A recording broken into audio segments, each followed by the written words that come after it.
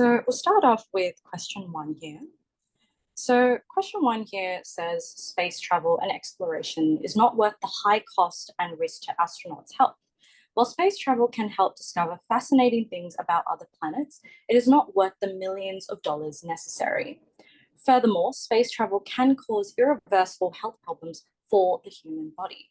So ultimately here, the main point of the argument is establishing the fact that space exploration is A, expensive, and B, has a risk to astronauts' health as well. So in terms of weakening the argument, we want to find something that's going to attack the logic here. So we want to find something that's pretty much going to contradict the fact that space travel can have implications on an astronaut's health. So let's go through these options. A says most astronauts are able to recover their health after space exploration.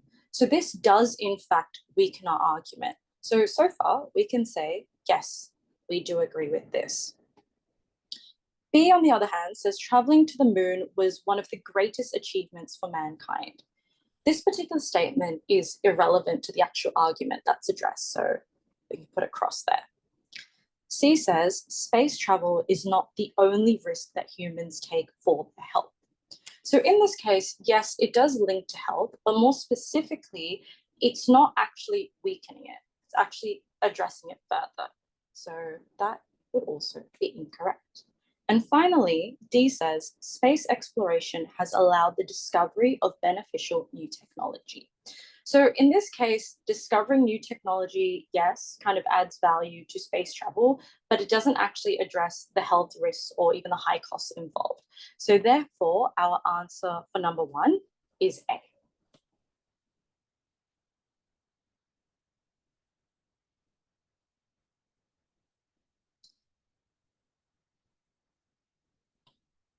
All right, so moving on now to question number 2. In question 2, it says, in Maria's city, an annual marathon is held starting from the central square and finishing at the local football stadium. Maria enters this competition every year with her friends Nils, Lena, Olsen, and Preeti. So here, we've obviously got Maria, we've got Nils, we have Lena, we have Olsen, and we have Preeti. So therefore, we can say that there are 5 people involved. So what I want you to do is first write down the numbers 1 to 5. So 1, 2, 3, 4, and 5. So statement 1 says, Maria beat more of her friends this year than she did last year. So because we don't actually have the information for how many friends she beat last year, we can assume that the bare minimum has to have been 1. So therefore, we can say that Maria could have either come first, second, third, or 4th, but she can't come last because we know that she has to have beat at least 1 person. So that's statement 1 done. Statement 2 then says, Nils has still never lost to Maria in a race before. So if Nils has never lost to Maria, that means Nils must always be in a place before Maria. So that means Maria can no longer be first. So we can cross Maria out as first, and therefore Nils could have potentially come first instead. So that means if Nils came first, Maria could have come second. If Nils came second, Maria could have come third. And if Nils came third, Maria could have come 4th. So that is statement 2 done. Then we move on to statement 3. Statement 3 says Olsen is always the fastest runner of the group. Now, if he's the fastest runner, there's only 1 position available for him then, and that's first place. So that means we can put Olsen as first place, meaning Nils can no longer be first, and because Maria has to come after Nils, Maria also can't come second. So these are the potential positions that these friends could be in. So that's that statement done. And then the last statement says Maria never finishes last in a race. Okay, so that means Maria could not have come 5th. But either way, we know Maria could have only come 3rd or 4th. So that's that statement done. Now the question asks, who finished 4th in this year's race? So in this particular case, yes, it says Maria is in 4th place, but at the moment, there's only 1 other person as well. And with that being said, we don't know if that's finite or not? So in that case, our answer will be D. So there's not enough information because we don't know where Preeti is going to go as well. Okay.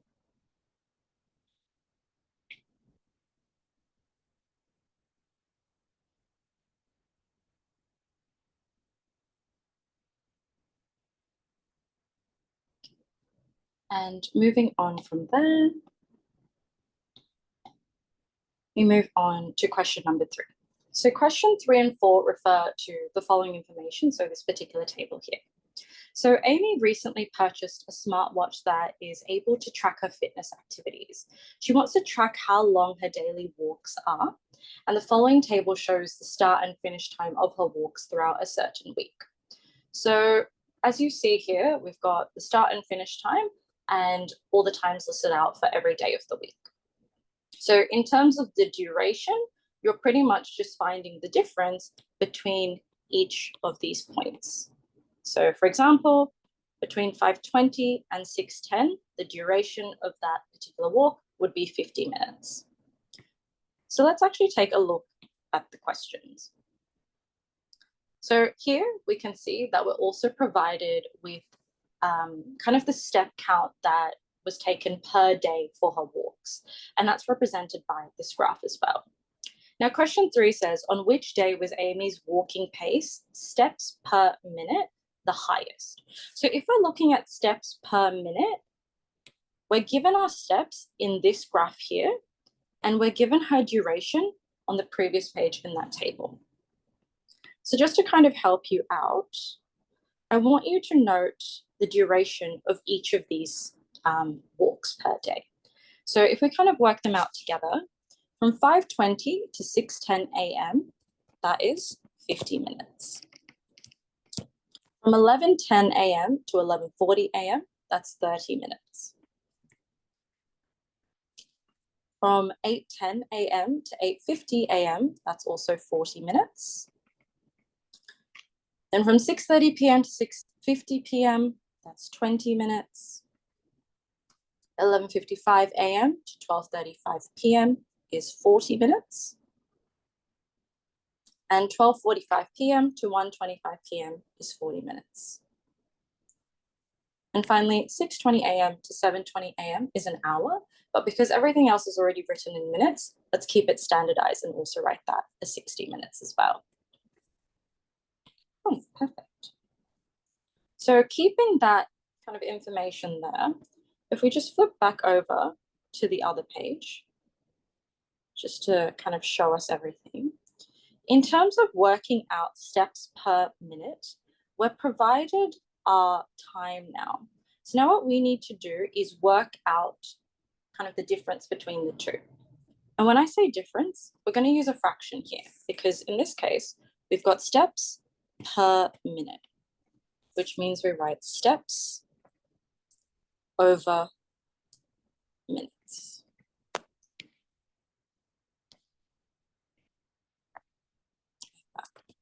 So for the first one, Monday, we can show that as 5,900 over 50 minutes. For the next one, for Tuesday, this would be 3,900 over 30 minutes. For Wednesday, that would be 5,600 over 40 minutes. For Thursday, that's 3,100 over 20 minutes. For Friday, that's 5,000 over 40 minutes. And then Saturday, that's 5,200 steps per 40 minutes. And finally, Sunday, 7,200 steps per 60 minutes. So if we kind of break each one down by using our division, we can cancel off the zeros actually to make it a lot easier for us for each one because that indicates dividing by 10. And just to keep it short and simple for you, as we simplify all of these values, they will give us whole numbers. So Monday will give us 118 steps per minute. Tuesday will give us 130 steps per minute. Wednesday will give us 140 steps per minute. Thursday will give us 155 steps per minute. Friday will give us 125 steps per minute. Saturday will give us 130 steps per minute. And finally, Sunday will give us 120 steps per minute. So looking at all of these, because we're looking for the highest one, we're obviously looking for the largest value. So in this case, our largest value is going to be 155, which is the value we got from Thursday. So therefore, our answer is C.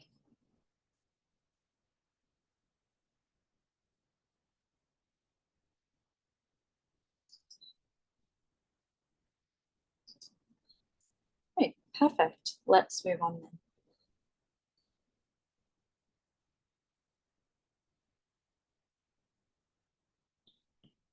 So the next question is number 4, where it says Amy exercises on certain days by power walking. During her exercises, Amy makes sure to power walk for at least 30 minutes.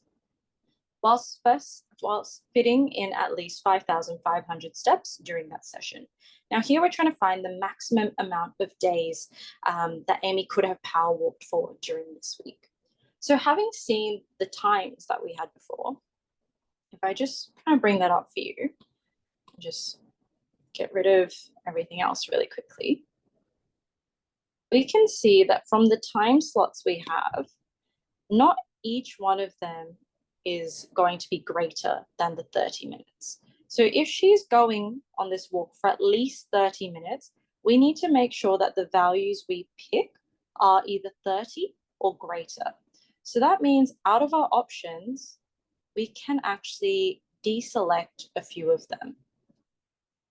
So 50 minutes is greater than 30 minutes. So we know Monday is going to be an option. Now, there's also the 30-minute mark here, so potentially Tuesday. Wednesday is 40 minutes as well. Then there's also Thursday. There's also Friday, there's Friday, there's Saturday, and there's Sunday. So the only one that doesn't comply with this is going to be Thursday. So looking at that, these are the ones that meet the first criteria, which is a minimum of 30 minutes. But the second criteria is at least 5,500 steps. So now going through those particular days, we need to now cancel out the ones that have anything below 5,500. So if we look at Monday, Monday says 5,900. So yes, Monday meets both of these criteria. So we can write this out as Monday is our option. So let's just correct that. So we can say, yep, Monday meets both of these criteria. Then we move on to Tuesday. Now Tuesday says 3,900 steps. So that means it's actually under that value. So we can cross off Tuesday. Doesn't work for us. Then we move on to Wednesday. Wednesday is 5,600. So yes, it does meet that criteria of reaching 5,500. So Wednesday is another one. Then we move on to we obviously skip Thursday because we know Thursday is already below that mark. And we move on to Friday. Friday is only at 5,000. So Friday also doesn't work. And then Saturday is 5,200. So that's also less. And finally, we come to Sunday, which is 7,200. And yes, that is above 5,500. And that too meets both of the criteria. So therefore, we have 3 options here. So that means our answer must be B.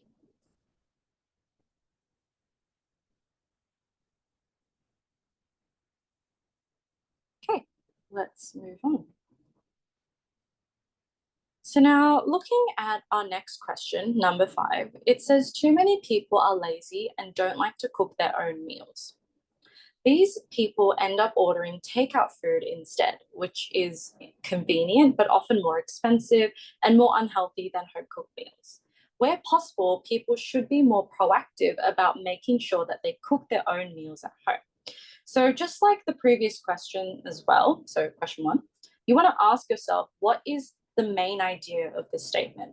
And in this case, the main idea here is that people should cook at home for the health benefits, right? So now the question is saying, which of the following, if true, most strengthens the nutritionist argument? So if we're strengthening it, there are a few things you want to consider. in terms of strengthening, the first thing you want to note is the fact that you're providing additional evidence. So you're giving another reason as to why this statement is correct. But don't mistake that for rephrasing whatever has already been said. By rephrasing it, you're not actually providing additional evidence. You're not actually strengthening it. You're just rephrasing whatever's already there. So let's go through these options. A says takeaway meals often too much salt and sugar. It should say takeaway meals often have too much salt and sugar. So in this case, it's providing us with another reason as to why takeaway food is unhealthy. So in this case, it does agree and it does provide an additional piece of evidence as to why people should be making their own meals. So A could potentially be correct. B says food delivery costs can be up to half the price of the food on its own. So this is showing more so to do with the financial aspect of buying food from outside, but it's not actually answering the question of the difference between making food at home and that being healthy versus buying food from outside and that being healthy, but in this case unhealthy. So B is incorrect. C then says many takeout restaurants offer healthy meal ranges. So in this case, it's saying that actually you could buy takeout food because it's healthier. So we're not actually strengthening, but instead we're doing the opposite. We're weakening in C. So C is definitely not the answer. And finally, D, cooking good meals at home takes a lot of skill and learning. Now, this one obviously isn't necessarily talking about, making a healthy meal at home versus having it from outside, but instead it's actually giving us a reason as to why it might be more difficult to cook at home. So this would also weaken our argument. So therefore, D is also incorrect. And ultimately, we can see that A is the correct answer.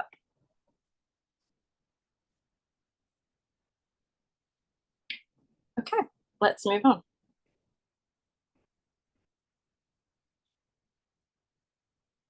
Okay, so moving on to the next question, number 6, you can see this is more of a visual reasoning style question that we have here.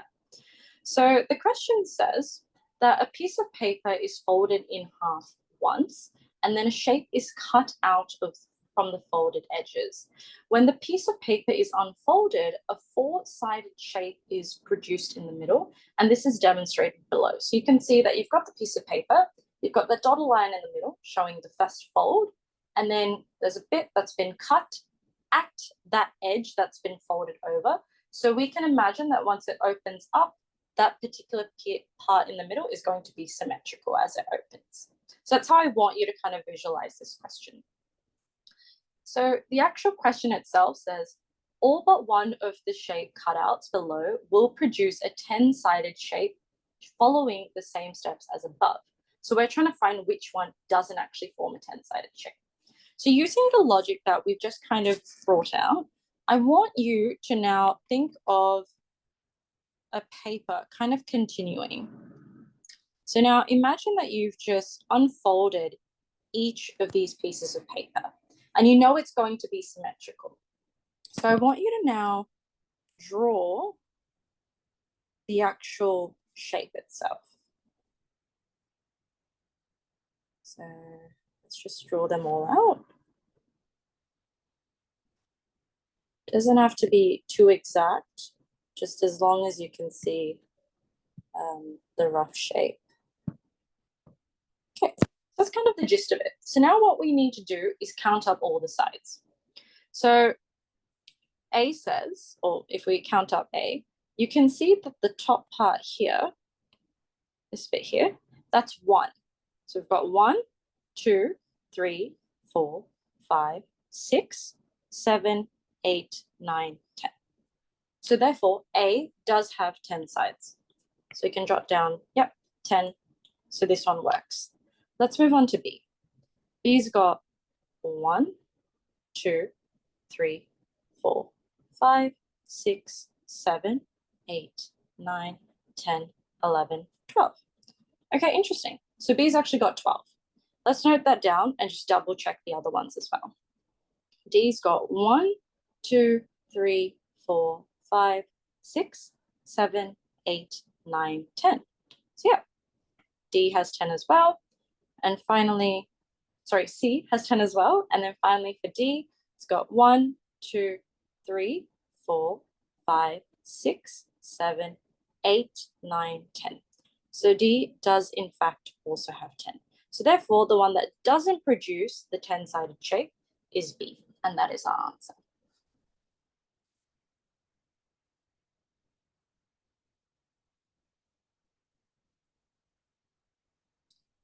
Right, moving on, we have question 7 now. So question 7 says, children should be given the freedom to eat whatever they want. If children are always forced by their parents to eat or not eat certain foods, they could develop a bad relationship with food. Furthermore, this may lead to the development of food intolerances later on in life. Therefore, giving children the right to choose which foods they would like to eat is ultimately the healthier choice. So, like the previous questions as well, what is the main statement saying? So in this case, the main idea is that children should choose their own food. Okay. Now, the actual question is asking for us to find something that's going to weaken the above argument. So remember, when we're weakening it, we're attacking the logic or contradicting what the statement has said. So we want to show why children shouldn't choose their own food. So let's go through our options. A says, children are often attracted to food that is bad for their health.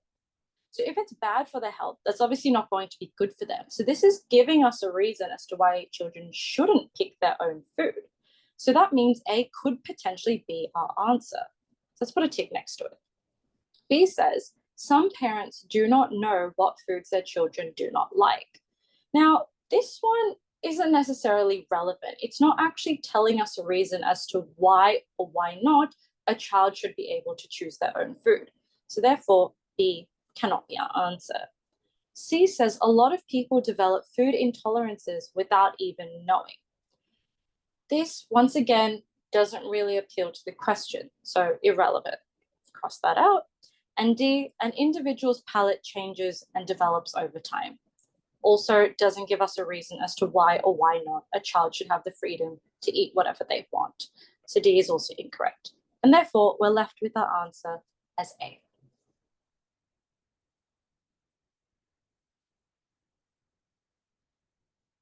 Okay, moving on. So here we have question 8. So question 8, it says, Carl is comparing his marks across all his subjects. The following statements were made. So statement 1 says, Kyle achieved 100% for maths.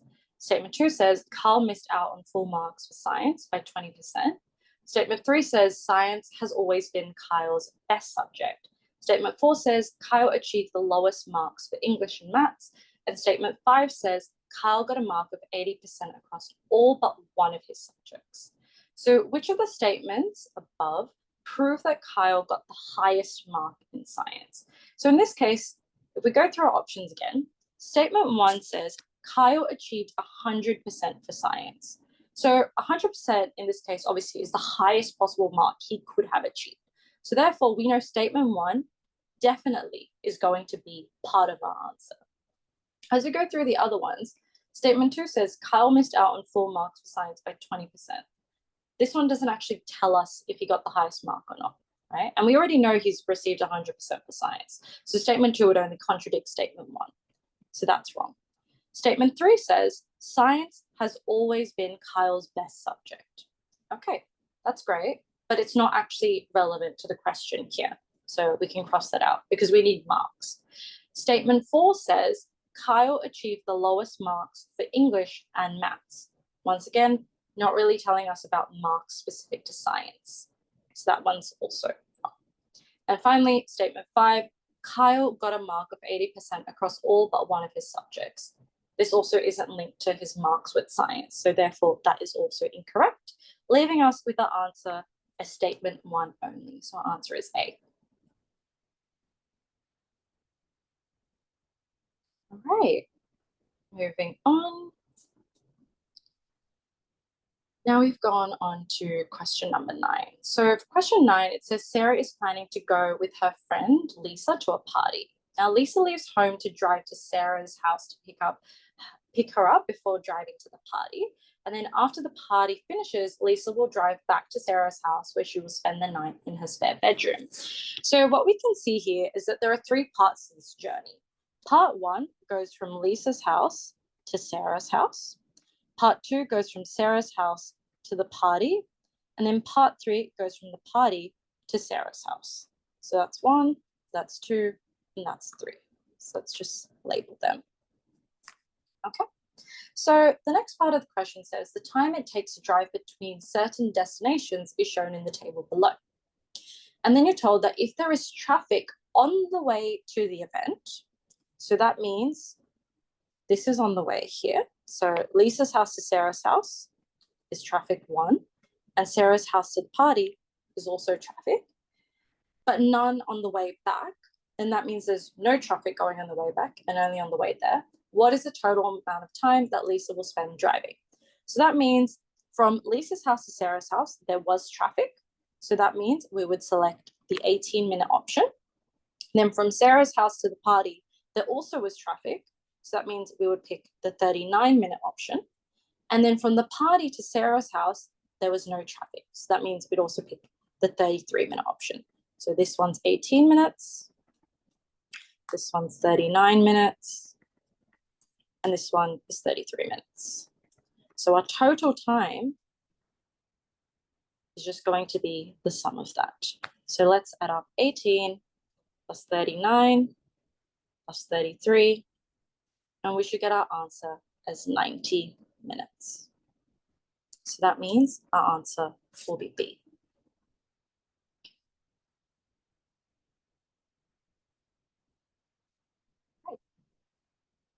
Moving on. Question 10 says, health professionals recommend everyone to spend at least 30 minutes outdoors each day, as these factors can impact an individual's physical and mental health. So the first part of it says, by spending at least 30 minutes outdoors each day, it can impact an individual's physical and mental health. Now, the word can is somewhat low to medium modality. So it's not a must. It doesn't have to happen. It can happen. And I want you to keep that in mind when answering questions like this. Modality is very important.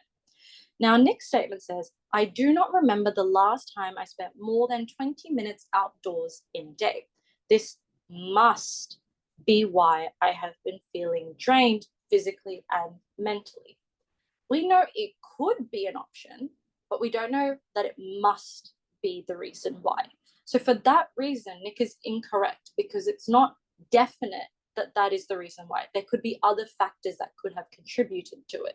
So therefore, Nick is incorrect. Then we move on to Lucy. Lucy says, according to health professionals, doing an hour of exercise each day has kept me in peak physical and mental condition. So Lucy is saying, yep, doing an hour of exercise has done this for me. But we don't know that that's finite, right? So in this case, she's using high modality again. She's saying this is the reason for that. And therefore, because we know that the statement only says it can, we don't know that Lucy is definitely correct in this case. Just because she does an hour of exercise doesn't definitely mean that she's in tip-top physical or mental condition. So therefore, Lucy is also incorrect. And that means our answer will be D, neither Nick nor Lucy. So really, really remember that with questions like this, modality is very, very important.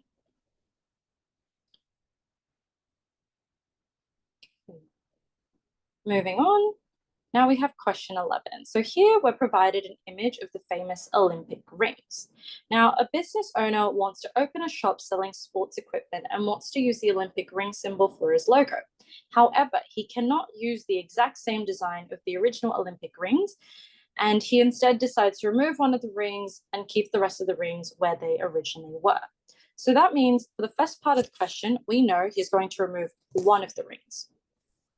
As he moves on, it says the business owner wanted to get rid of a ring that was originally touching 3 other rings. So that means the ring we choose needs to have touched 3 other rings prior to its removal.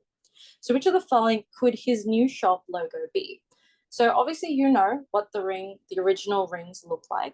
So what I want you to do for a question like this is actually draw the missing ring for each of these. It's going to look something like this. And then what I want you to do is actually note down where this ring that we've just removed has touched other rings. So I'll show you that with a different color. So here we can see that it's touched this ring and it's also touched this ring. So this is 2. The next one has touched this ring. It's also touched the ring in the middle, and it's also touched this ring down here as well. So that has 3. Now C has touched this ring up at the top. It's also touched this ring on the bottom left. It's also touched the ring on the bottom right, and it's also touched the ring in the top right. So this one has 4. And then D has touched the very middle one, and it's touched the bottom left one. So it has 2. So ultimately the one that has touched 3 other rings is B, and that's our answer.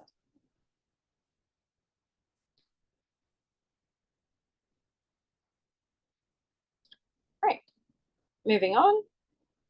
Our next question, number 12. Cindy's friend Jonathan will celebrate his birthday on the 8th of August. She decides to order him a birthday present from an online store called SendFast. The SendFast website states that it will take 1 to 3 days for the order to be processed. So when we say process, that pretty much means that that's the time it takes for the order to get ready before it leaves the particular facility that it's coming from. So you could say 1 to 3 days to be processed, and an additional 5 to 8 days before it is delivered to Jonathan. Now, Cindy wants to make sure that Jonathan receives the present a day before his birthday. What is the latest date that Cindy should make her order to ensure it can be delivered by then? So when you're doing a question like this, you always want to think of the longest possible time it could take for this trip to happen. So in this case, in terms of processing, the longest number of days that it could take to process would be 3 days. And then in terms of delivery, obviously the larger amount, the longer amount of days would be 8. So altogether, the total time or the total number of days it would take would be 3 plus 8, which is 11. So that is the longest period of time in days that this particular delivery will take, including processing time as well. So what I want you to do now is, because we know that this person's birthday is on the 8th of August, just start writing out a few numbers. So we'll write out 1, 2, 3, 4, 5, 6, 7, 8. So the actual day of the week doesn't actually concern us. We just want to know the date itself. Okay? So this is August, and that's already 7 to 8 days.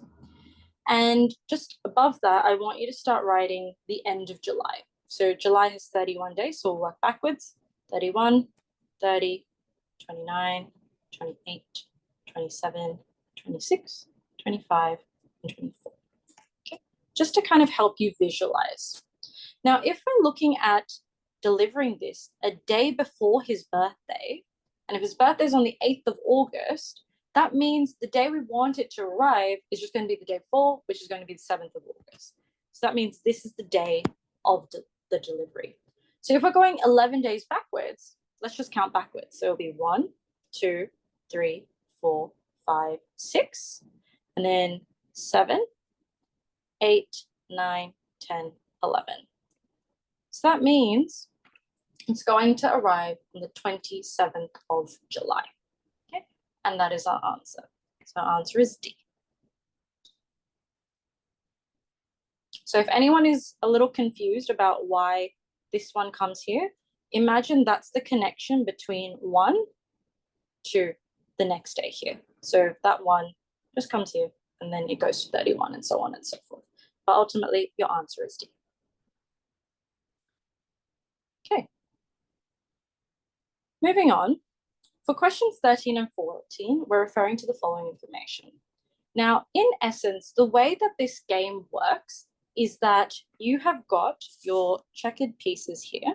So you've got black pieces and you've got white pieces, where your blacks start from the top, meaning your blacks are going to travel this way, and your whites are going to travel this way. So they're moving upwards. Now, each of their pieces must move forward along a diagonal.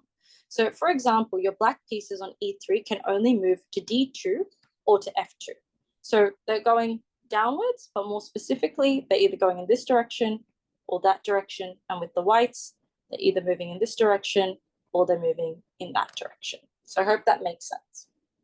Now, a player's piece may capture an opponent's piece by jumping over it and in front of it. So this must still happen along the diagonal, as there must be a free space on the other side. So pretty much what that means, and the example that's provided, is that the black piece in D6, so let's locate it. So this is D, this is 6. They come together, and this is the black piece here. The black piece in D6 can capture the white piece in C5. So C5, there's C, there's 5. It can capture this piece by jumping over into B4. Because there's a blank space, we know it can only move in this direction or in that direction. So it jumps over and it captures the white one. So hopefully you understand the logic of this game now. So let's actually break down the question that it's actually asking. So question 13 says, this picture shows a white piece which is able to capture a black piece. If this occurs, where will this white piece land?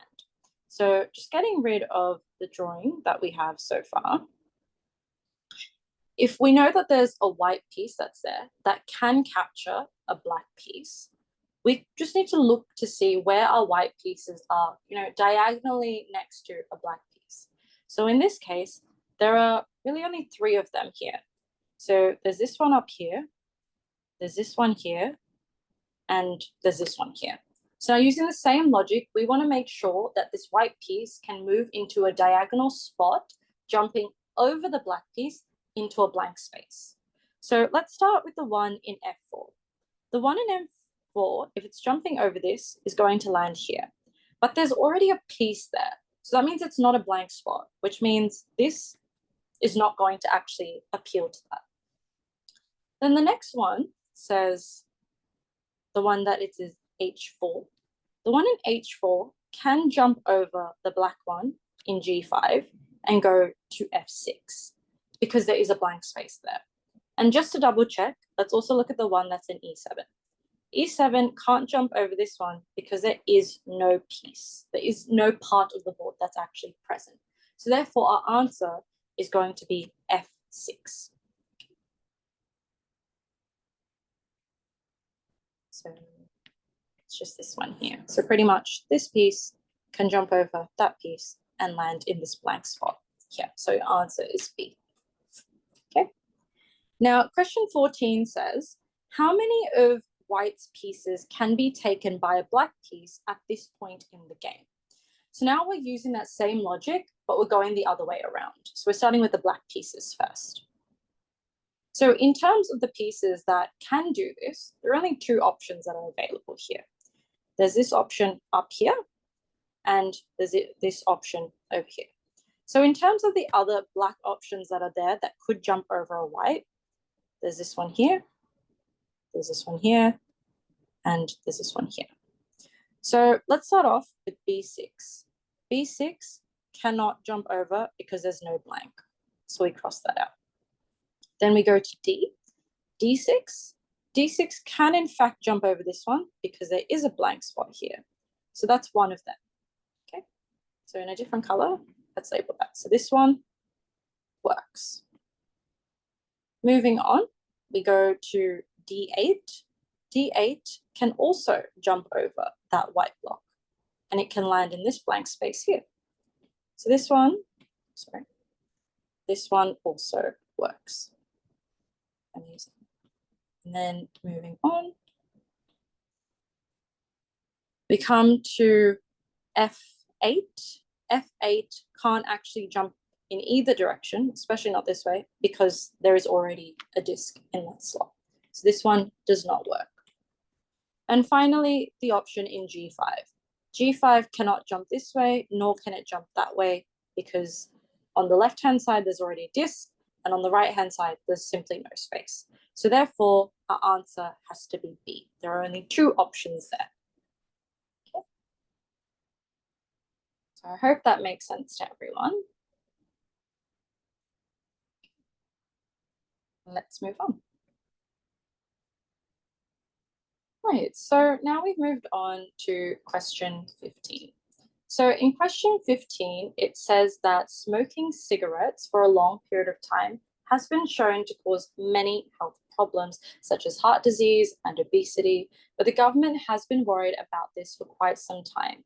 In particular, they are concerned about the young adults who are easily impressionable and may try smoking because it seems like a cool activity. So once again, what is the main idea of this statement? The main idea in this case is that restricting cigarettes can eliminate health problems. Yeah. So we want to get rid of cigarettes. We're trying to ban them. Okay. So Mr. Sun says, obviously, if cigarettes were limited for young adults, we would be able to eliminate health problems like heart disease and obesity. So he agrees that yes, if we get rid of cigarettes, we won't have these particular problems. We can just limit young adults from getting it to begin with. So if we're finding the one that is not a mistake that Mr. Sun has made, that means it's going to be an option that obviously isn't an error that he has made. So we're going to pretty much find the ones that are mistakes or are not relevant and then cancel those ones out to leave us with the one that is not a mistake that he has made, and presumably something that could be correct instead or could be something else. So in this case, option A says older adults may also smoke cigarettes for a long period of time. So in this particular option, this is just not relevant at all, right? So this is not actually talking about young adults. This is talking about older adults. So this is not the mistake he has made. It's not relevant. B says some young adults may still be able to smoke and suffer health problems like obesity. With this one, it is true. So in this case, it's not a mistake he has made, but rather it is something that can be true. So that means that's also wrong. C says cigarettes may not be the only cause of heart disease. This one is also true, therefore it can't be the mistake that he has made. And finally, D, young adults typically cannot afford cigarettes anyway. So here we're talking about, yep, our young adults, but it's giving us another reason as to why they may not consume cigarettes to begin with, but rather the mistake he has made is talking about the financial situation.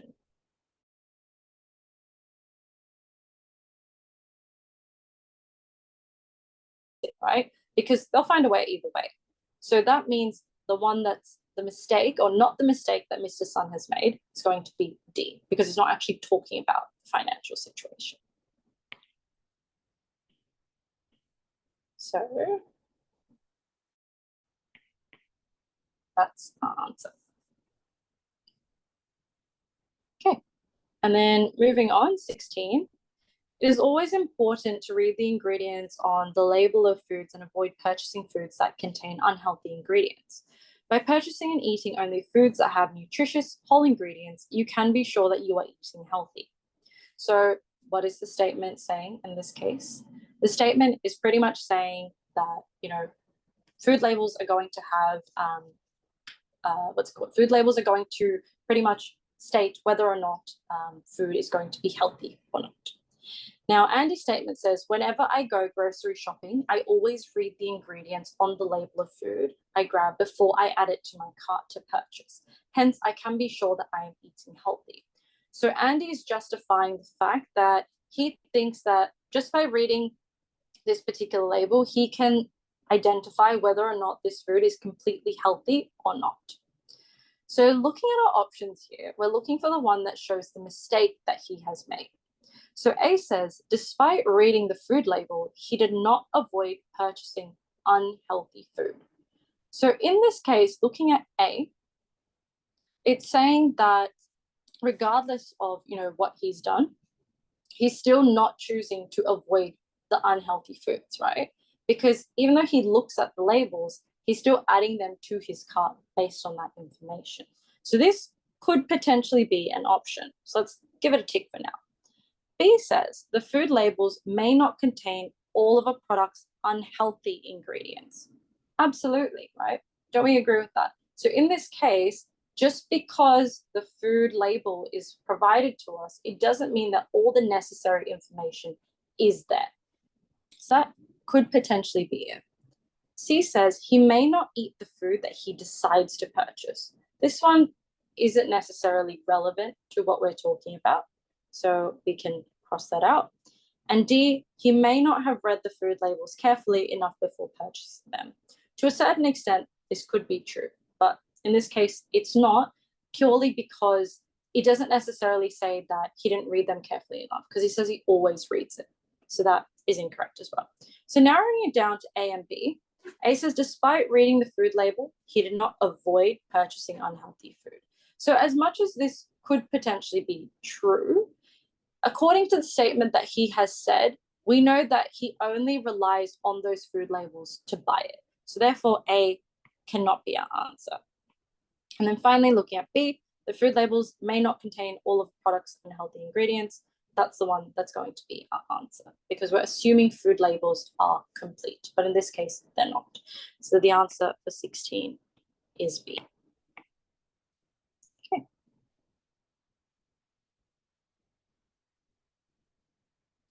All right, and moving on. 17 says college students spend lots of money, effort, and time to graduate with a degree that is not always useful for their desired job. In comparison, people who do not go to college may spend their effort and time gaining work experience and earning money. In fact, jobs that need a college degree may pay similar wages to those that do not require a degree. Hence, colleges are a waste of money. So ultimately, the bottom line of the statement is that colleges are a waste of money, right? It's not giving us any reason as to why we should go to college. So if the statement says, if this is true, which one most weakens the above argument? Remember, when we're weakening the argument, we're attacking the logic. So we're going against it. So if we're going against it, we're trying to show why college is actually good, why college has a purpose compared to people who don't go to college instead. So A says, very few employers consider a person's college degree when hiring. So this one actually strengthens it, doesn't weaken it, doesn't actually go against it. So A cannot be our answer. B says, multiple part-time jobs can yield the same amount of money as a full-time job. Once again, it's not actually relating directly to the question, because this is full-time jobs versus part-time jobs, whereas the question is actually asking more so to do with having a degree versus not having a degree. So that means B is also not our answer. C says, people invest a lot of time into getting a college degree to achieve their dream job. That is true, but once again, it's not really relevant to what we're looking for in this case. And finally, D says college graduates are more likely to be employed than those who are not. So now it's giving us a reason as to why our college degree is actually beneficial, right? It's showing that you're more likely to be employed if you have your college degree versus someone who doesn't have a college degree. So therefore, our answer is D.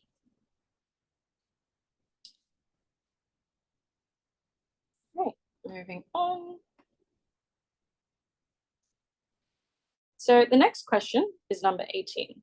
So Joe has constructed the following 3D shape using equal sized cubes. What is the least number of cubes Joe needs to add to form a large cube with all sides equal? So the first step that you want to do is actually look at the kind of lengths that we have already. So we can see this length here is 3. This length here is 2. And then the actual height as well is 3.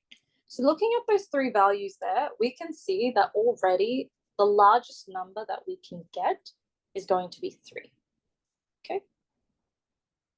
So that means the minimum side length of this cube is going to be 3. So that means ultimately we want to create a cube that is going to be 3 by 3 by 3. Okay. So if we work out the number there, 3 times 3 times 3 is going to contain 27 smaller cubes to create this kind of bigger cube. And if we just count the number of cubes we already have, there's 1, 2, 3, 4, 5, 6, 7. So the number of cubes we need to add is going to be the total that we want, which is 27, minus the number of cubes we have here, which is 7. So that means the number of cubes we want to add is going to be 20. So our answer is C. Great, amazing. Let's move on.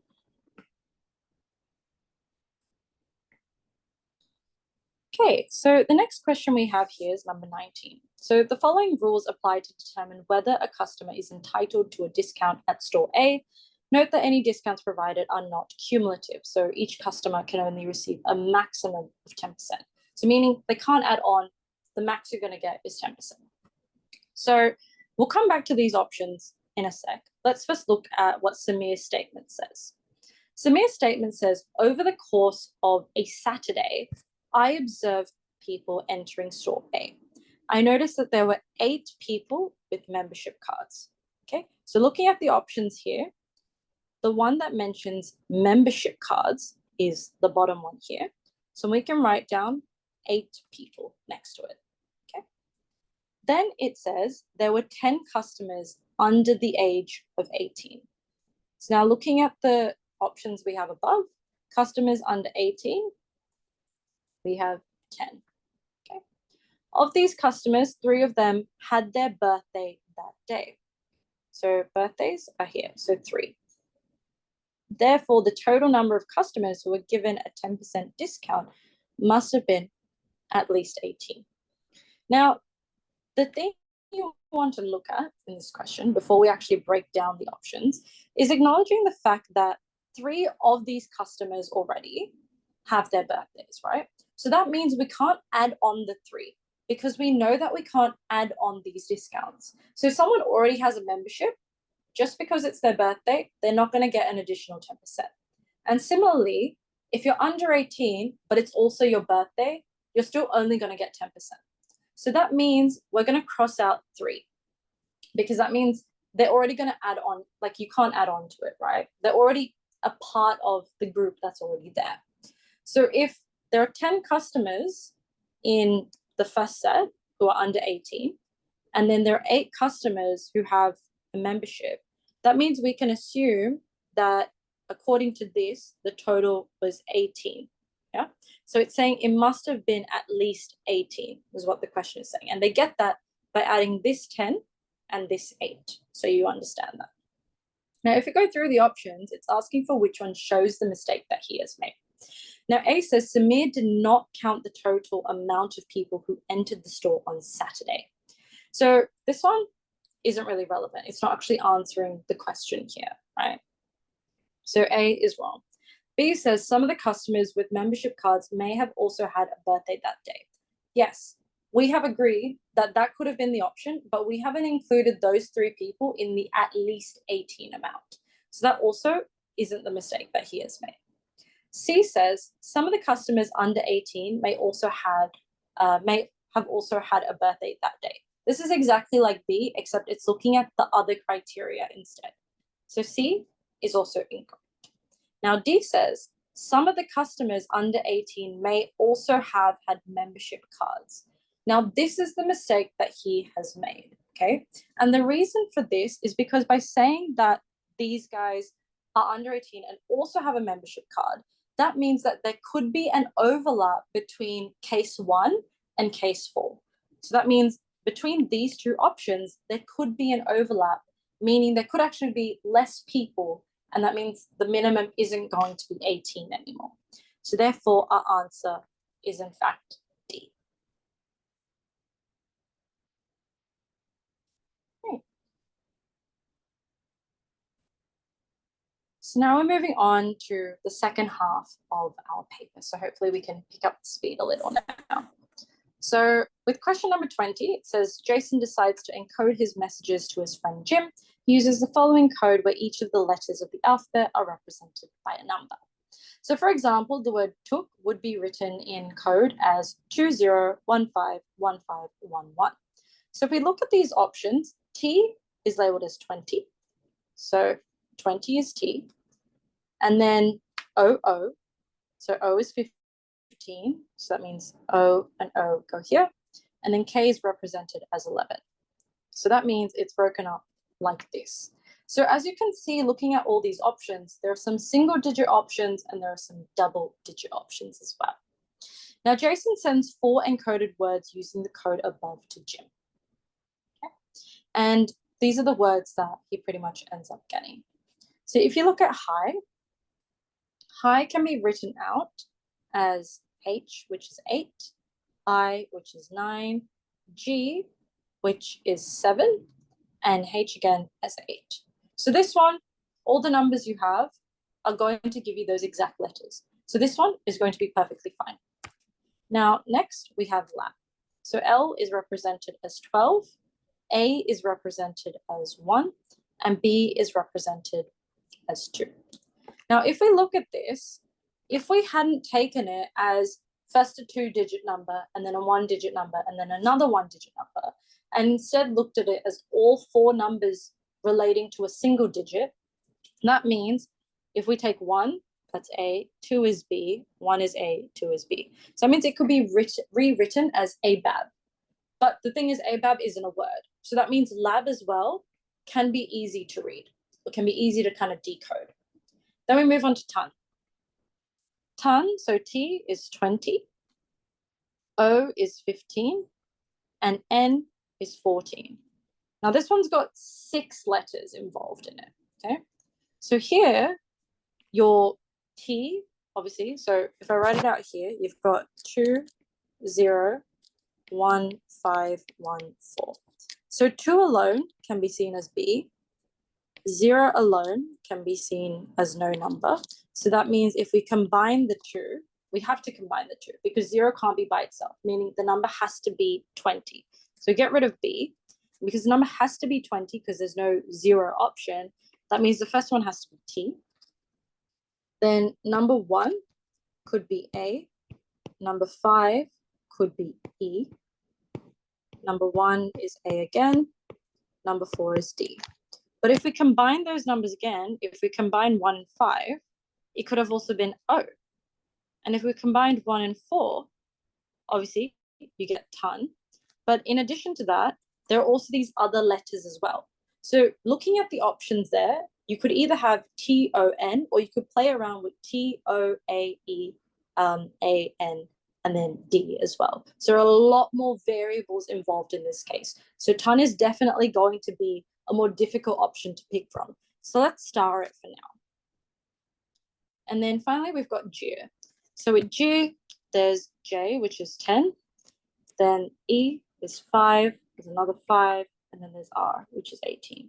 So with G, because we know 0 isn't an option as well, that means the first letter must be that 10. So that 10 is obviously J. And then 5 and 5, you can't combine them. So there's no option for 55. So that means it has to be J-E-E. And then between 18, it's either going to be the R, or we can break it up into 1 and 8, which would be A, and then 8, which is H. But Gia is not a word in this case, so we don't even have to worry about that. So this one also works. So the one that's going to be difficult to work out is ton. So that's why our answer is going to be C. So for a question like this, there definitely is a bit more working out involved. And I'd say my personal recommendation, because questions like this obviously are only really worth 1 mark each, I would encourage you to make an educated guess and come back to it at the end, because you're better off spending 5 minutes on 5 other questions than spending 5 minutes on a single question. So just be mindful of that. So these are some exam techniques that we can apply. All right, let's move on. So the next question is number 21. So children should work for their allowance rather than receiving pocket money. This is because earning money through activities like chores and completing homework can teach the value of hard work. This system helps children understand how hard it can be to earn money and promotes money-saving habits from a young age. So ultimately, the main idea of this statement is that chores are going to help children understand how hard it can be to earn money, and it promotes money-saving habits. So we're trying to show that it's a good thing that, they're doing this at such a young age. Now, if we're strengthening the parents' argument, we're agreeing with the fact that children should start doing chores in order to have those saving habits from a young age as well. So looking at our options, A says adults who were spoiled as a child have had bad spending habits. So in this case, it's talking about being spoiled. It's not actually talking about doing any chores. So in this case, it's actually irrelevant. So therefore, A is not our answer. B says many teenagers do not understand the importance of earning and saving money. So this strengthens it, right? It's showing that because they don't understand earning or saving monies, this reinforcing the idea that children should learn it from a younger age. So therefore, B could potentially be our option. So let's put a tick next to it. C then says, some parents give their children an allowance after doing the dishes. Okay, so this is talking about chores, but it's not talking about how doing chores at a young age could result in having good habits when it comes to money. So C is also wrong. And D, children will not do chores unless they are rewarded with something after. Once again, just like C, it's not really adding to the question. So therefore, our answer must be B. Okay? Because it's showing that working for money is going to help children learn financial responsibilities, and that will hopefully help them as teenagers as well. So our answer is B. All right, so moving on. Question 22. So Johnson orders several items to his house from the following companies. So there's ATX, there's Bill's Jeans, there's Clean Corp, and there's Dreamstar Tech. So in this case, there are 4 companies that are coming. So like what we did in an earlier question, I want you to first write down your numbers. So 1, 2, 3, 4. Bill's Jeans item was the second item to arrive. So if it was second, we know B is going to come under number 2. Then ATX Clothes and Clean Corp delivered their items on the same day.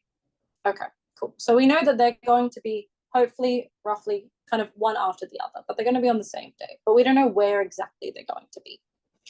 Then Clean Corp and Dreamstar Tech use the same delivery company, which only drops off items at night. Okay, so there's another piece of information, but it's not enough information for us to be able to put it down onto this kind of number board that we have.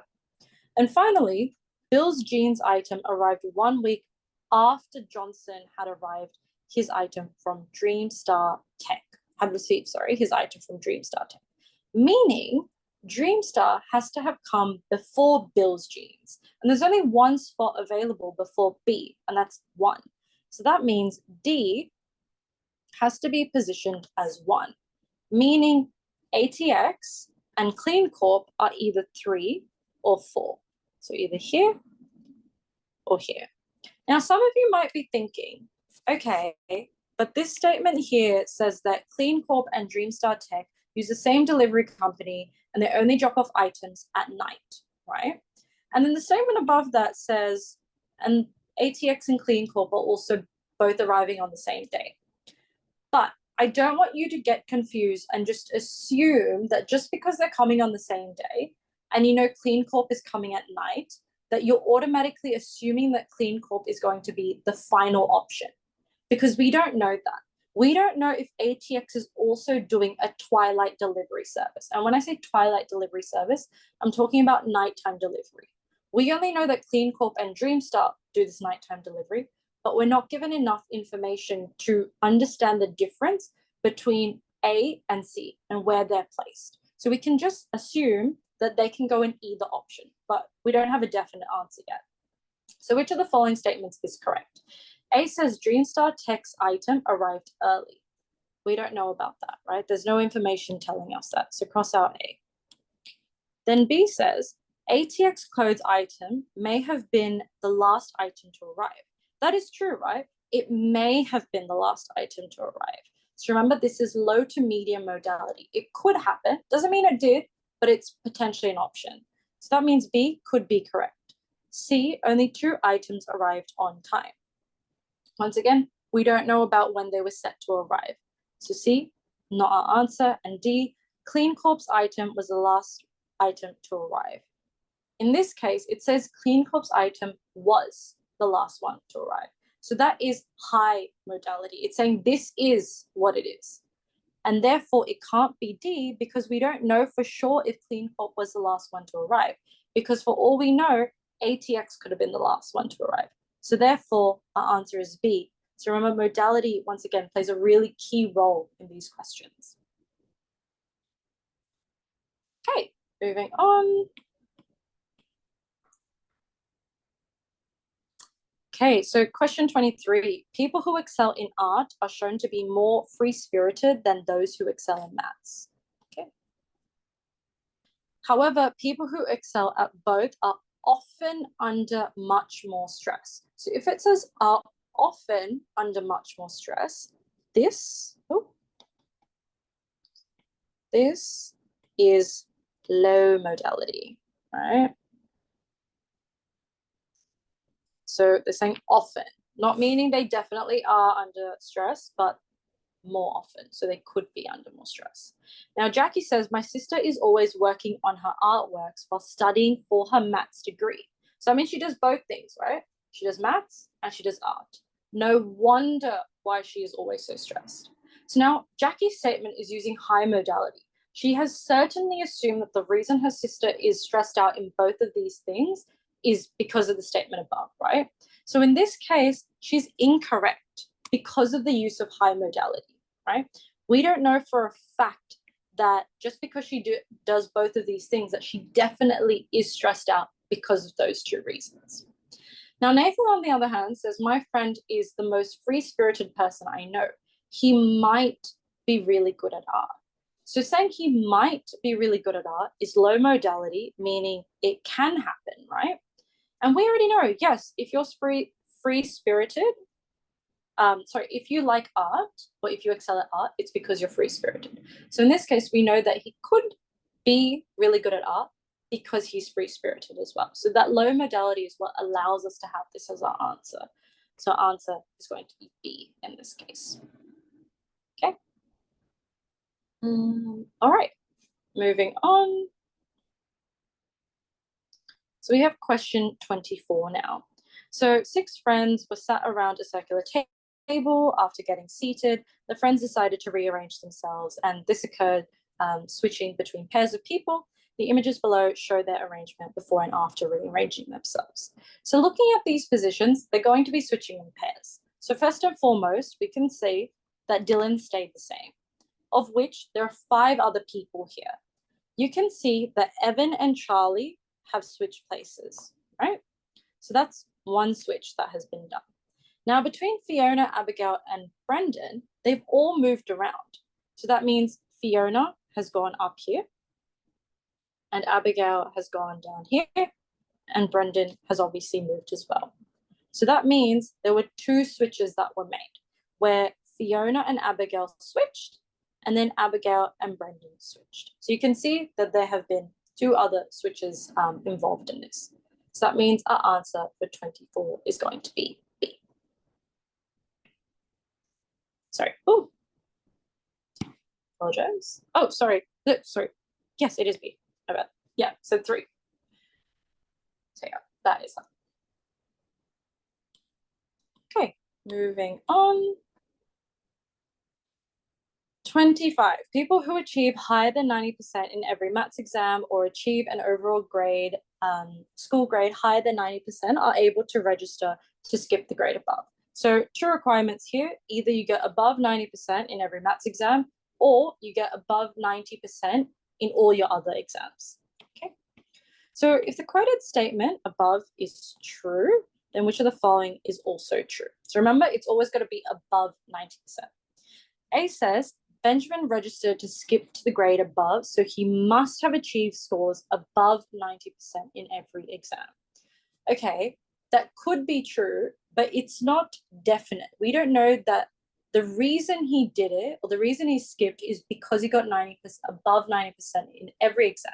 Because he could have just gotten above 90% in just the maths exam. So therefore, A is wrong. So remember, modality is really important. B says Grace achieved an overall school grade of 90%, so she was able to register to skip to the grade above.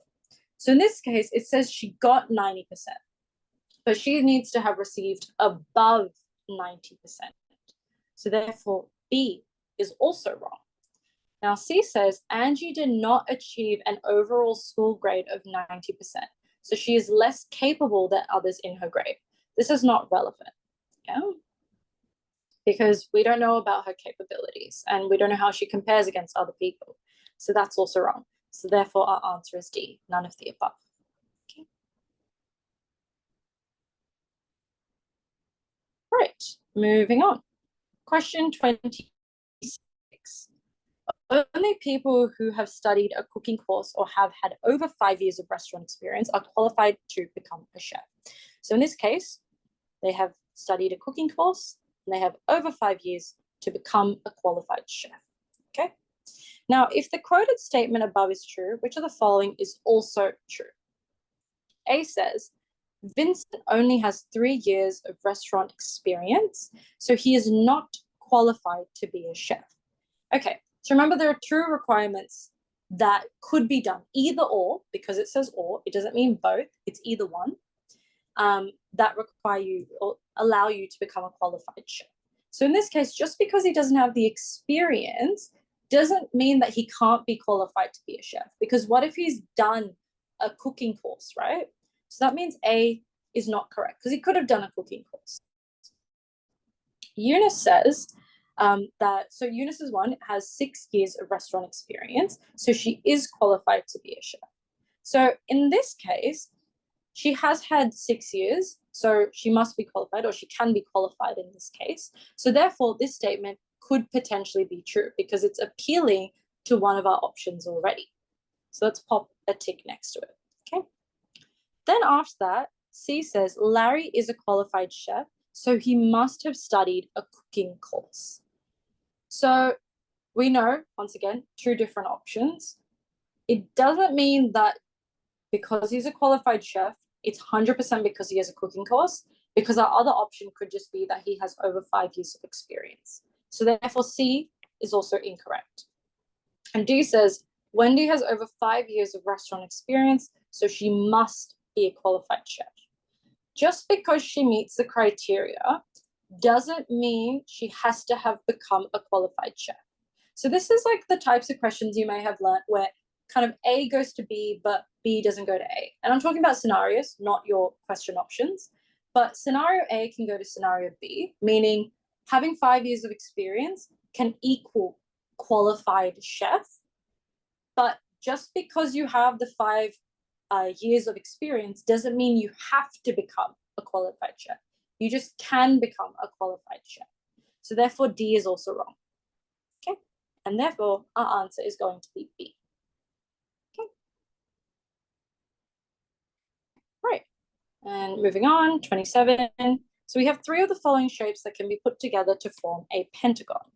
Okay, so remember a pentagon is a 5-sided shape like this. Okay, and it can be rotated, but it can't be resized. Now, which shape does not fit in it with the other 3s do? So which shape does not fit together with the other 3 to form the hexagon? So in this case, please cross that out. The question should say pentagon. So your pentagon can either look that, like it can go in that direction, or it can go in this direction. So just kind of looking at the shapes that we have here, if we look at shape A, we can see that shape A, if we kind of tilt it a bit, we can actually position it here, right?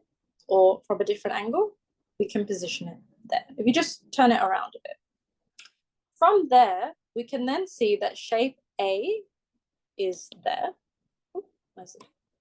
Shape A is present. Now shape B, if you actually draw it out this way, shape B can also be formed, right? And then finally, we're just left with a little triangle, and that's shape D. So that means these 3 shapes all work together to form our pentagon. And the one that doesn't form our pentagon is going to be shape C.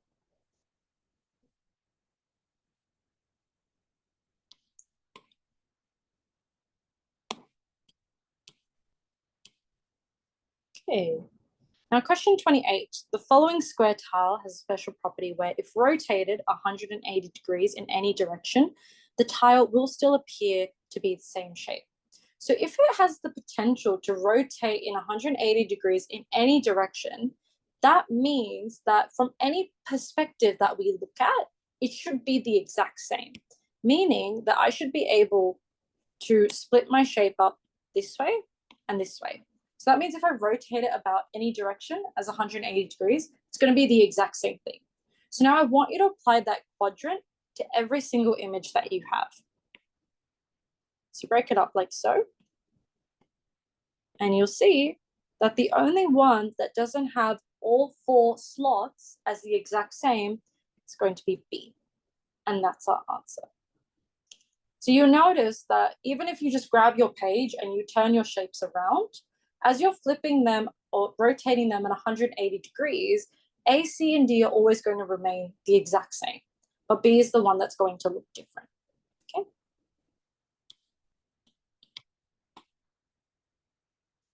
Great. Number 29. So for number 29, it says, when the boss of the company Big Corp retires, their son or daughter will automatically take over. If this is not possible, however, the best candidate will be selected based on the following qualifications. So the 2 criteria are that they have experience in leadership role and that they have knowledge over social issues. Now, Michael says, I've worked in a leadership role for a company. So he has met criteria number 1. Okay? So here. And have comprehensive knowledge on social issues. So meaning he has pretty good knowledge on social issues. So there, criteria 2. However, when my boss at Big Corp retired, I wasn't selected. I guess the boss had a son or daughter who could take over the company instead. Now, this could be true, right? This is kind of the assumption he's made. But now what we're trying to do is find the mistake that he has made. So looking at these options, A says the current CEO's child may not have wanted the role of the future CEO.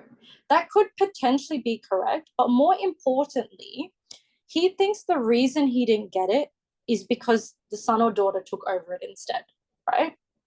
But this particular statement that we've just used contradicts that. So that actually goes against it, right? So that's not the mistake he's actually made. So A is incorrect. B says, Michael may only have comprehensive knowledge on social issues in a certain country. Once again, not really relevant to the question. C says, Michael may not have had long enough experience working as a high authority worker. So in this case, it doesn't actually talk about how long they needed to have worked in this particular field. So C is incorrect. And D, the current CEO may have selected a more qualified candidate than Michael, which is true. So just because he has these 2 criteria that he's met doesn't mean that he's still the best candidate. These are just the 2 bare minimum components that a person needs in order to even be considered. But there could still be someone who's better, right? So therefore, our answer is D. Okay, moving on. Question 30, the game of Parley is played by 2 opposing teams, Team A and Team B, and occurs over 2 sets. So during each set, each team will have a chance to score points, and after the 2 sets are completed, the total scores that both teams achieved in each set will be added together to form their total. Okay. Now, the team with the high total score will win. So you know they're playing a game, and depending on how they go during the 2 sets, the final result will just add the scores up together and see who won. Now, there's no limit for how long each set can go for, meaning there isn't a maximum score that someone can get, okay? However, if the 2 sets are not completed within 5 days, the game is automatically over and both teams will draw. So meaning just because someone wins game 1, if they don't end up finishing game 2 within those 5 days, it's going to draw out and they're going to get 0. So they're just going to end up like tying instead. So the draw. Now, A says set 1 was unable to be completed by the 2 teams in time, and hence the game was a draw. So this option is possible, right? Because we're looking for the one that's not possible. Statement 1 is correct because we agreed that just because someone was unable to complete the 2 games, it's going to go to a draw, which is what that final statement said above here. So A is not going to be correct because it is possible. B says Team B scores higher than Team A in set 1. Team A scores higher than Team B in set 2. Team A is hence the winner. This could be true because remember, there's no set score. So meaning team A could have won if they had scored higher in second game versus the first game. So B is correct and therefore not possible in this case. C says team B scores higher than team A in set 1. Team A scores higher than team B in set 2, resulting in a draw. This is exactly like option B, except it's the other way around. So that also can't be the option. And D says team A scores higher than team B in set 1. However, set 2 is not completed in time, and hence team A is the winner. Remember, if a game is not completed in time, all the scores are drawn back out and both teams just end up in a draw. So that means the answer has to be D, because you can't get a winner out of this case. And then moving on. Question 31. So the image below shows a structure viewed from above. Okay. So with this, we're trying to find which one is not a possible view from any of the sides. So looking at A can be possible if we look at it from either of our right or left sides, okay? Where this particular rectangle, so the very outside rectangle, so this bottom part can, and this part here, can represent one big block at the bottom, with this set being another 2 or whatever blocks on top. So looking at it from a side perspective, because we know they join, they have the exact same distance, A can potentially work. B, on the other hand, you can see that there's a split down the middle. So if there's a split down the middle at the top, that means we're coming in at it from this direction here. Okay, so that's B. So coming in at that direction, just like the other one, we can see if we're looking at it from this perspective, these top 2 are shorter than whatever is underneath it, right? And because there's a split in the middle, there's a split here, this one's shorter than this one, that means B can also be an option. C, on the other hand, very similar to B, where you can pop that here. Instead of it being 2 rectangular blocks that are sitting on the big block on the bottom, if you think about a triangle, if you kind of do that and just look at it from above, you're going to see a line that goes in the middle of your triangle, or in this case, your triangular prism. So that means C can also work, where that center line can act as the point of the triangular prism. And finally, with D, this one is not going to work, because having seen that this top block is smaller than the bottom block, we have to look at it from either the top or bottom perspective, right? But we know that there's a line going in the middle of that shape, but D doesn't show that. So therefore D must be the incorrect one and is therefore our answer.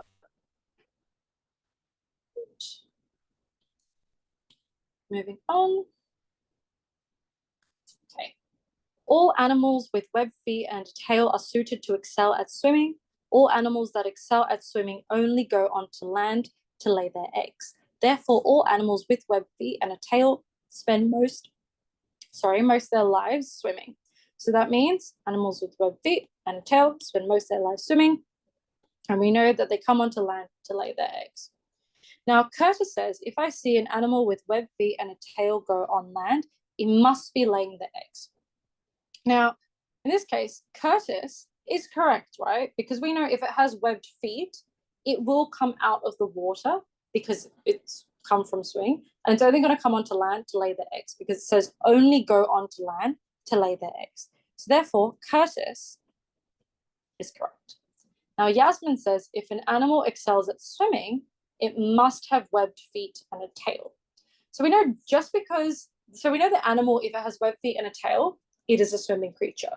But just because it swims doesn't mean it has webbed feet and a tail. Because what if it's a dolphin? Or what if it's a fish, right? They don't have webbed feet or a tail. So therefore, Yasmin is incorrect. And only Curtis is correct. So our answer is A.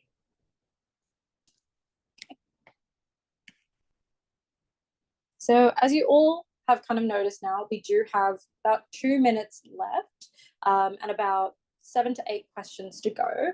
So feel free to obviously stay back. We shouldn't take too much longer, maybe about 5 to 10 minutes max.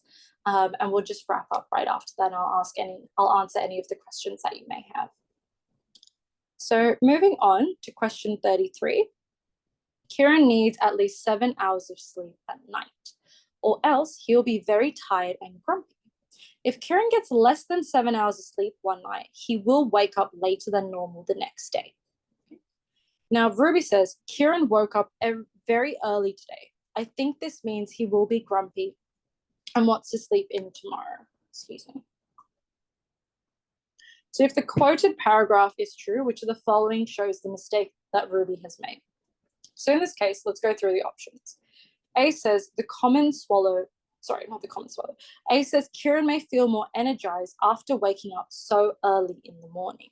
So if he's woken up and feeling more energized after waking up so early in the morning, in this particular question, we can say that it is true, like to a certain extent, he could just feel more energized. So therefore, it's not necessarily the mistake that she has made, right? So in this case, we cross that out. B says Kieran may be able to stay awake during the day despite sleeping late. So once again, in this case, not necessarily a mistake because these are potential options that we have. So we can cross out B as well. C says Kieran may have, that should say, gone back to sleep after he was woken up.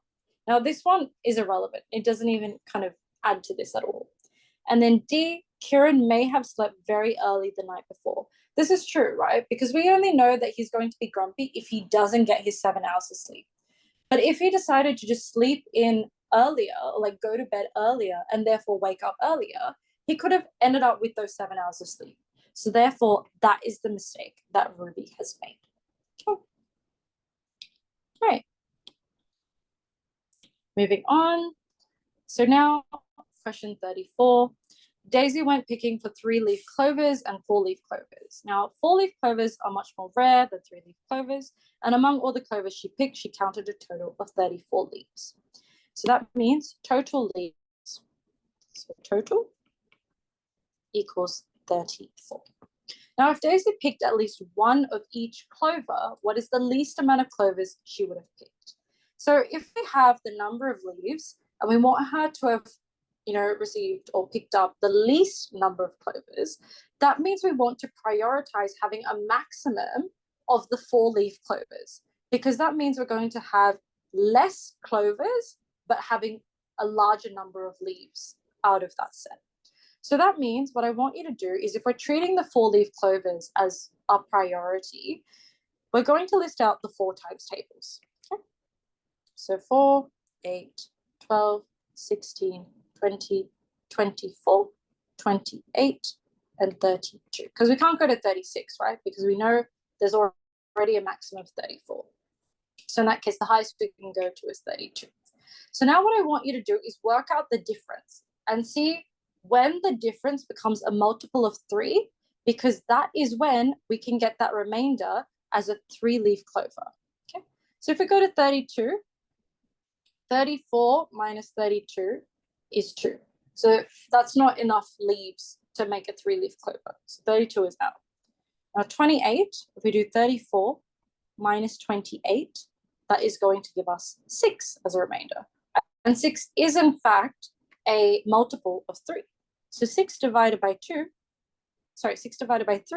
is 2. So that means there are 2 3-leaf clovers.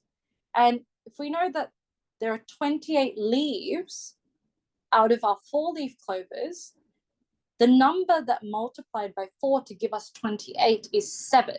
So therefore, there were 7 lots of our 4-leaf clovers plus 2 lots of our 3-leaf clovers. So when we add our 2 numbers together, we do 7 plus 2, and that means we get a total of 9 leaves. So our answer in that case is C.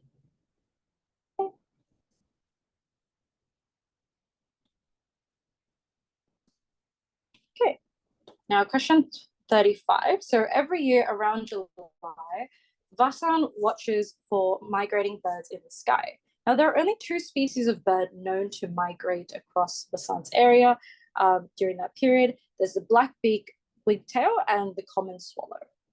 So Vasan says, compared to last year, I've seen double the amount of swallows migrating in July, whilst the amount of black-beak wagtail, has halved. So we're saying the black-beaked wagtails has decreased while the swallows has doubled.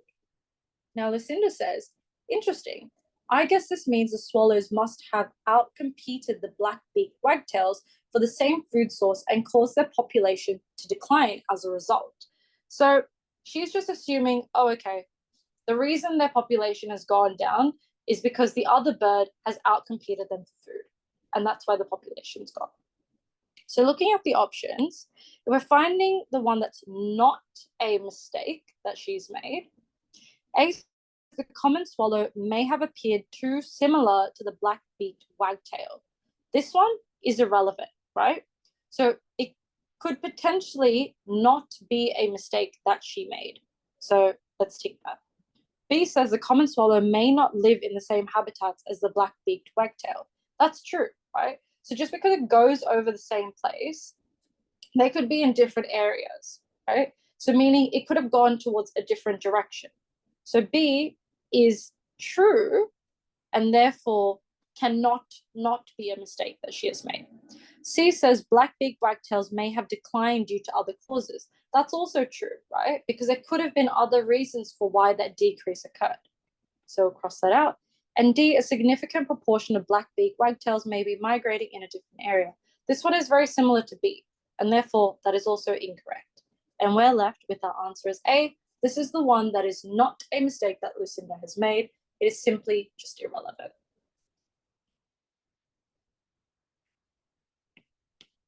Right, moving on. Number 36. On the island of Chaco, the main three languages spoken by the population are Nite, Miani, and Otli. These languages share certain similarities and differences. When referring to any kind of drink, the languages Nite and Miani share the exact same vocabulary. So let's write out drink.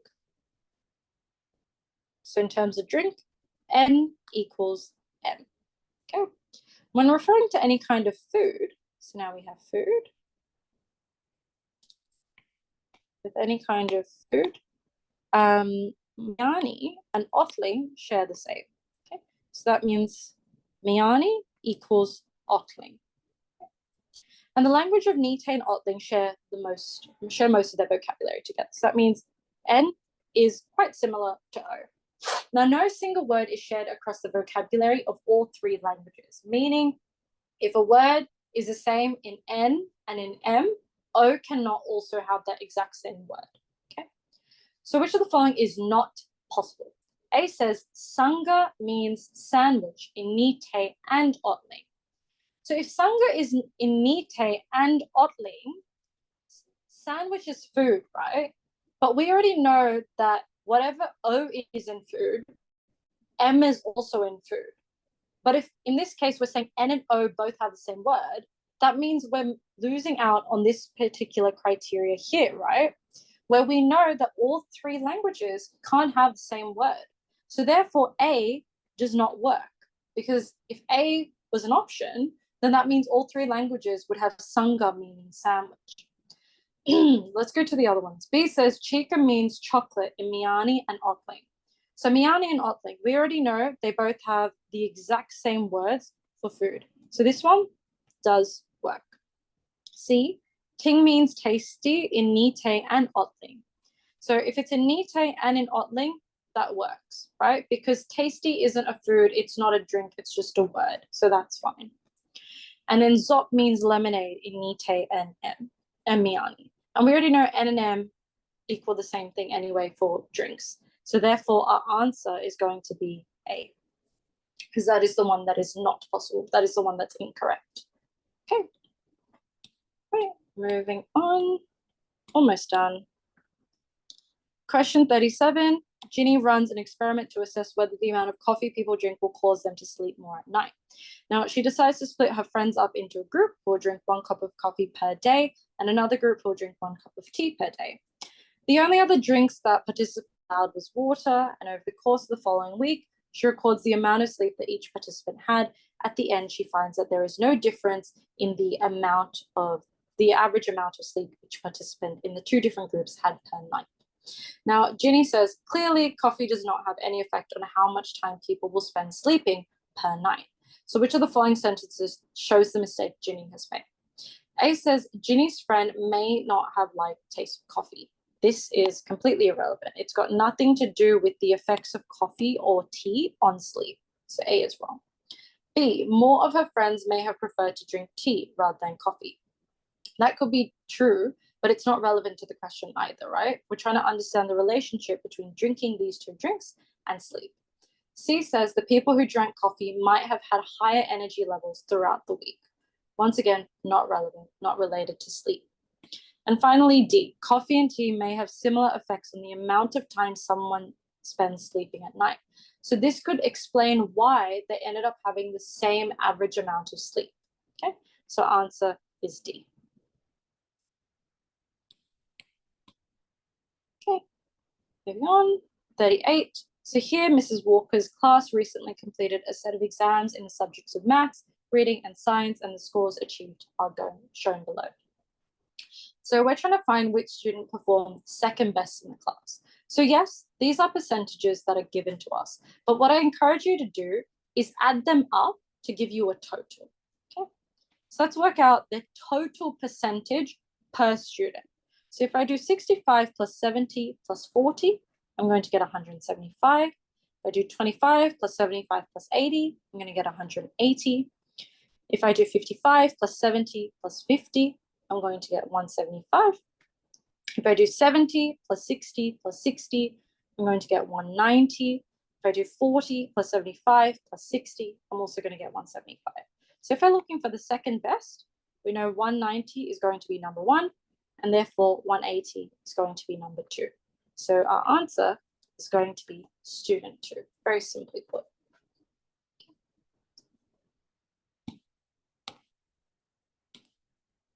Right, 39. The floors of Peter's house are covered with square tiles, patterned tiles shown below.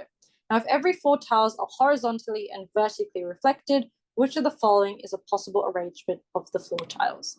So given this, that means if we break it up into 4s, it's going to be split like this, but it's going to have to be symmetrical both horizontally and vertically, right? Because the 4 tiles are reflected horizontally and vertically. So that means horizontal symmetry and vertical symmetry. So what I want you to do is break up each of these images and see which one has both horizontal and vertical symmetry. And that will give you your answer, which you should see is A, where it can be reflected both this way and this way. Okay.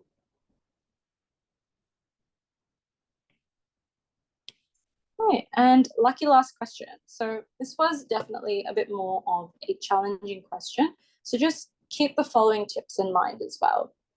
So the question says, Abigail, Brandon, Cassie, and Darren all look at the same structure from different angles and describe it to an artist.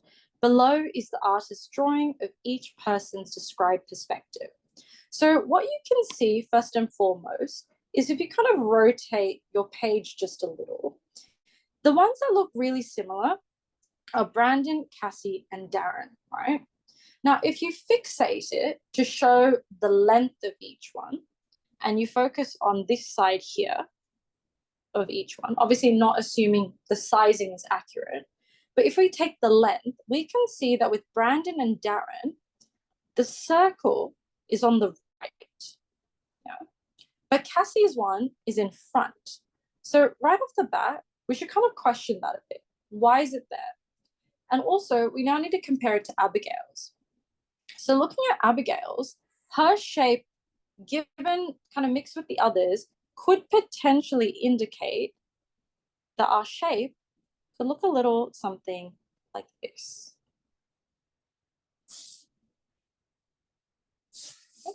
And then a sphere could be next to it. So that means if we look at it from the right-hand side, that would be Abigail's image. If we look at it from the back, but just tilt Brandon's one, that could be Brandon's image. And if we look at it from this perspective, so that's A, that's B, that could show Darren's perspective as well, where you're looking directly at the step. So as you can see, the sphere is always going to be on the right-hand side. So therefore, Cassie's one cannot be correct. Okay.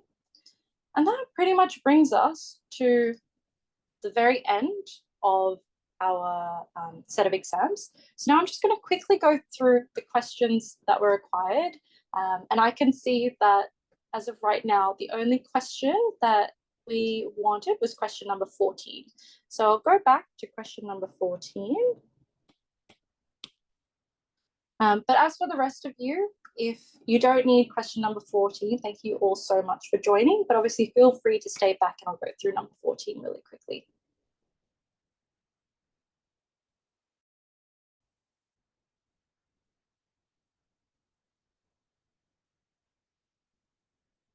Okay, so with 14, we're looking at how many of the white pieces can be taken by a black piece at the time of the game. So remember, what you're trying to look at is if you're taking white pieces by the black pieces, that means the black pieces are the ones making those moves. So what you first want to do is look at what black pieces are diagonally next to a white piece. So you can see that this one is next to that white piece there. Same with this. Same with this block and this block, as well as this one. These are the only options that are diagonally next to a white piece. So breaking it up one by one, if I go to the first option, which is B6, so this is B6 here, B6 has to jump over the white piece to land on a blank spot. But if it jumps over its white piece, there's another white piece that's already there. So that means it doesn't meet the criteria. So therefore, this one doesn't work. Now, the next one, on the other hand, is D6. So D6 is this one over here. Now, D6 can jump over this white block and land in this blank space here. So that means D6 does match the requirement. So I'm going to put a nice big green tick there. So we can see that this particular disc does work. Then we move on to D8. So D8 is up here. Now D8 can jump over this white block to land in this blank space here. So this one also meets the criteria. So we can add another tick there. Moving on, if we go to F8, F8 can't pass over this block because technically D6 is still there. We can't remove D6 based on the move that we've tried to do before, right? So just because D6 can move to B4 to remove that white, we can't assume it's already been done. We just have to deal with the values that are already given to us. So because F8 would jump to D6, but there's already a disc there, F8 would not work in this case. And then finally, our last block is G5. Now with G5, it could technically jump this way or it could jump that way. But if it jumps in this direction, there's no board left for it to jump. So there's no blank space there. So this one wouldn't work in that direction. And similarly, if it jumps in this direction, there's another black disc already there. And therefore, there isn't a blank for it to kind of slot into. So that's why our answer for 14 has to be 2, because there's only D6 and D8 that actually meet that criteria. Great. Well, if there aren't any further questions, thank you all so much for joining us this month for our monthly challenge. It was lovely having you all here. I hope it was very helpful. Just remember that we will be sending out our availabilities or our enrollments for JHP very soon. So please do keep an eye out for that. And if you do want to enroll in classes also, please feel free to reach out to your nearest branch as well. Great, thank you all so much. I hope you have a lovely evening and I hope you also have a really beautiful weekend.